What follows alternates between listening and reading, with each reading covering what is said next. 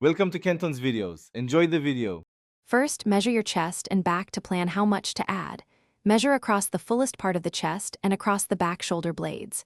Add 1 to 1½ inches to those measurements for comfortable ease.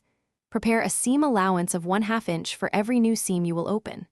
Gather a sewing machine, matching thread, sturdy pins, sharp scissors, and a matching fabric panel for inserts. Choose a panel that matches texture and color for invisible results. Begin by opening the side seams and the back vent with a seam ripper. Open seams only as far as necessary, usually up to 3½ inches at the hem or vent. Fit the blazer and pin a fabric panel into the gap, aligning grain and pattern carefully. Sew the panel in with a 1/2 inch seam allowance on both edges using a straight stitch.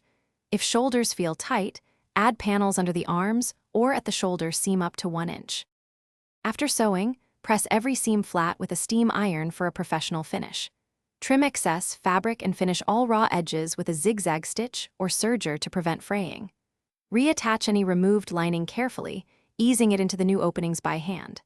Try the blazer on and check posture and sleeve length while standing normally.